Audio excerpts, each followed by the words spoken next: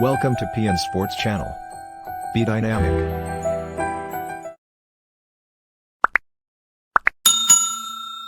Hello everyone, very good morning to all of you. Once again welcome back in the sports update. और आज की जो update है वो स्टार्ट करते हैं बीजिंग ओलंपिक 2008 में जो गोल्ड मेडलिस्ट थे अभिनव बिंद्रा, एकमात्र पहले इंडिविजुअल गोल्ड मेडलिस्ट भारत के लिए जो कि ओलंपिक में है। अभिनव बिंद्रा ने एक बड़ा स्टेटमेंट दिया है और वो आने वाले जो पेरिस ओलंपिक है और आने वाला जो ओलंपिक है वो सब जानते हैं कि 3 साल में होना है, जबकि हर एक ओलंपिक को आप सब जानते हैं कि 4 साल मिलते हैं। लेकिन उन्होंने कहा है कि ये ओलंपिक जो कि पेरिस में खेला जाना है, उस ओलंपिक को टोक्यो ओलंपिक से ज़्यादा जो है वो भारतीय खिलाड़ियों के लिए वहाँ पे मुश्किल होने वाली है। उन्होंने ये भी जिक्र किया है कि जब भी आप एक ओलंपिक जो आप इवेंट कंप्लीट करते हो, उस कंप्लीशन ऑफ ओलंपिक के बाद, उस इवेंट के बाद आपको कम से कम 1 साल चाहिए होता है जिसमें आप रेस्ट और रिकवरी की बात करते हो। लेकिन यहाँ पे इस बार जो है वो एक परिस्थितियाँ बहुत अलग हैं और अभिनव बिंद्रा ने कहा है कि आने वाला जो पेरिस ओलंपिक है वो भारतीय खिलाड़ियों के लिए भी बहुत चुनौतीपूर्ण होगा, क्योंकि टोक्यो ओलंपिक भले ही हम लोगों के लिए अच्छा था जहाँ पे 7 मेडल के साथ सर्वश्रेष्ठ प्रदर्शन भारत का रहा, लेकिन उन्होंने कहा है कि पेरिस ओलंपिक एक चुनौती बड़ा होगा, क्योंकि 3 साल में जो कोटा और जितने भी क्वालिफिकेशन राउंड है उनकी कमी हो जाएगी और उनके लैक होने की वजह से भारतीय खिलाड़ियों को कॉन्फिडेंट रहना होगा और ज़्यादा से ज़्यादा टोक्यो ओलंपिक के बाद जो अच्छा प्रदर्शन करके भारतीय दल वापस आया है, उसी तरह से एक ज़्यादा से ज़्यादा लार्ज नंबर ऑफ कंटेंडर्स के साथ या कंटिजेंट के साथ भारत को पेरिस में भी जाना होगा। तो उन्होंने कहा है कि एक बड़ा चैलेंज और बड़ी चुनौतियां भारतीय खिलाड़ियों के साथ होने वाली हैं, क्योंकि 3 साल जो है वो हो सकता है कि भारतीय खिलाड़ियों के लिए या किसी के लिए भी, एथलीट्स के लिए पर्याप्त ना हो अगले ओलंपिक की तैयारी के लिए। तो ये एक अभिनव बिंद्रा की तरफ से एक स्टेटमेंट आया था। उसके बाद हम आगे बात करते हैं जहाँ पे हम मनिका बत्रा की टेबल टेनिस सनसनी। आप सब जानते हैं कि मनिका बत्रा जो कि टोक्यो ओलंपिक में भी अच्छा प्रदर्शन कर रही थी और इस समय जो उनका एक प्रदर्शन है और वो वहाँ पे जहाँ आपको मैं बता दूं कि वो WTT कंटेंडर मीट में उन्होंने जो है वो अभी वो सेमीफाइनल में पहुँच गई हैं। और साथ ही साथ मिक्स्ड इवेंट जहाँ पे वुमेन सिंगल्स में तो सेमीफाइनल में है, लेकिन उसके साथ साथ मिक्स्ड डबल्स में साथियान ज्ञानेशकरण के साथ वे अभी भी जो है प्रतियोगिता में बनी हुई हैं और उन्होंने जो है वो आगे दोनों के पेयर ने भी बेहतर प्रदर्शन वहाँ पे किया है। उसके साथ साथ अगर मैं बात करूँ जहाँ पे हम क्रिकेट की अगर हम बात करें तो क्रिकेट में न्यूजीलैंड का टूर जो पाकिस्तान के साथ होने वाला था, और आप सब जानते हैं कि अफ़गानिस्तान में तालिबान का जो इन्फ्लुएंस इस वक्त है, उसके बाद जो है वो सिक्योरिटी क्लियरेंस को के बहुत सारे संदेह जो है वो न्यूजीलैंड क्रिकेट बोर्ड के अंदर हैं और वो पाकिस्तान के साथ जो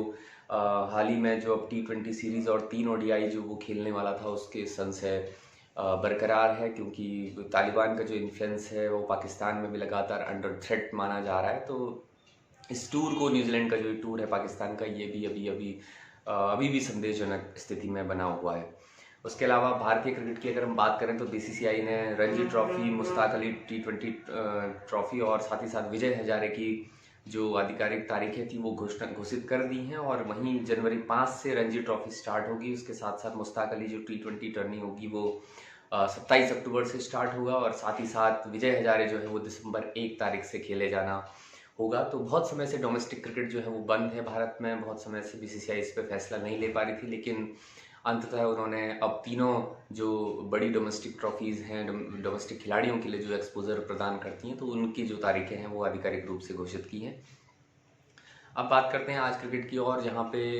IPL फेज़ 2 जो कि अब UAE में होना है ठीक वर्ल्ड कप से पहले, और उसकी जो टीम्स हैं, BCCI ने ये साफ कहा है कि आज जो है वो सारे फ्रेंचाइजीज़ को, जितने भी फ्रेंचाइजीज़ हैं उनको फेज़ 2 के लिए अपनी अपनी टीम्स घोषित करनी होंगी। कितने कौन से प्लेयर कहाँ अवेलेबल हैं, इन सब चीज़ों के लिए भी हम आपसे आगे भी चर्चा करते रहेंगे। तो आज जो है वो सारी फ्रेंचाइजीज़ को अपनी फाइनल लिस्ट जो है वो IPL फेज़ 2 के लिए देना होगा।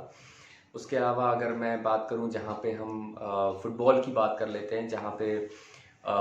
फुटबॉल में UEFA, जहां पे union of European football association जो होता है, UEFA player of the year के लिए 3 नाम जो है नॉमिनेट किए गए हैं, जिनमें केविन डी ब्रुयने